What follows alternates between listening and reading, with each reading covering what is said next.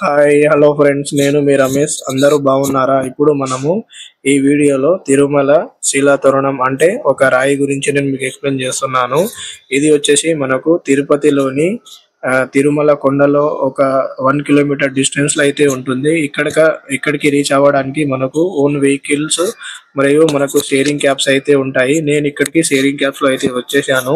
ఇప్పుడు మనం లోపలికి వెళ్తున్నాం. మీరు చూస్తున్నారు కదా ఎంత అద్భుతంగా ఇక్కడ మొత్తం చుట్టుపక్కల గార్డెన్ తోనైతే టిటిడి వాళ్ళు చాలా అద్భుతంగా దీన్ని డెవలప్ చేయడం జరిగింది.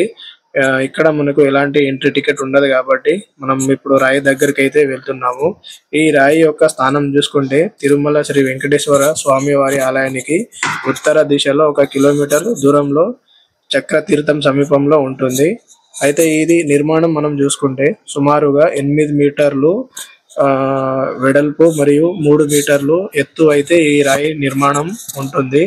అయితే మనము ఇది హిస్టరీ ప్రకారంగా చూసుకుంటే భూగర్భ శాస్త్రవేత్తల ప్రకారం ఈ శిల్ప సుమారుగా 205 కోట్ల సంవత్సరాలు పురాతనమైంది అని మనము నమ్ముతున్నాము.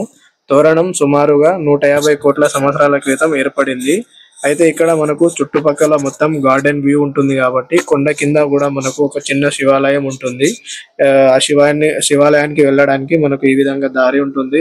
చుట్టుపక్కల అన్ని షాప్స్ ఉంటాయి కాబట్టి మనకు అక్కడ ఏదైనా కావాలన్నా మనం తీసుకోవచ్చు. అయితే ఇక్కడ మనము నీటి కోత కారణంగా ఈ సహజ సిద్ధమైన వంపు ఏర్పడిందని మనమైతే నమ్ముతున్నాము. ప్రపంచంలో ఇలాంటి శిలా తోరణాలు మరియు మరో 2 చోట్ల మాత్రమే ఉన్నాయి. అయితే మనకు పురాణాల నమ్మకం చూసుకుంటే శ్రీ వెంకటేశ్వర స్వామి వారు మొదటగా తిరుమల కొండపైకి ఈ తోరణ గుండానే వచ్చారని భక్తులు అయితే నమ్ముతున్నారు.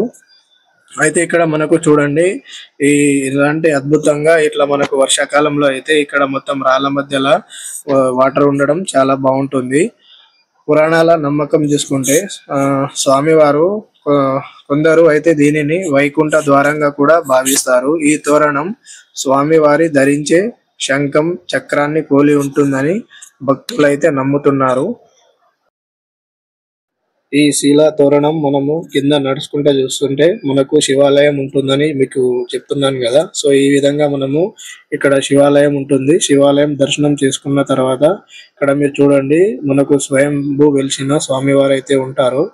ఈ శిలా తోరణం మనకు చుట్టుపక్కల మొత్తం గార్డెన్ తోనైతే చాలా అద్భుతంగా వ్యూ పాయింట్స్ అయితే చాలా బాగుంటాయి. మనకు ఇక్కడ నెమ్లీ ఏదైనా చిన్న చిన్న పక్షులు అయితే ఉన్నాయి. అయితే ఇక్కడ మనకు గార్డెన్ లో అయితే టైం స్పెండ్ చేయొచ్చు. మినిమం ఒక 1 to 2 అవర్స్ అయితే ఇక్కడ ఫ్యామిలీతోని చాలా అద్భుతంగా మనకు వీకెండ్ లో ఇక్కడైతే గడపచ్చు. మీరు ఇక్కడ చూస్తున్నారు కదా ఈ శిలా తోరణం పక్కనే మనకు చాలా అద్భుతంగా ఇక్కడ ఫ్యామిలీ వాళ్ళైతే ఎంత టైం స్పెండ్ చేస్తున్నారు అంటే చాలా బాగుంటుంది. ఇట్లా మన గార్డెన్స్ కూడా చాలా బ్యూటిఫుల్ గా వీలైతే డెవలప్ చేయడం జరిగింది. మీరు ఇక్కడ వ్యూస్ చూస్తున్నారు కదా.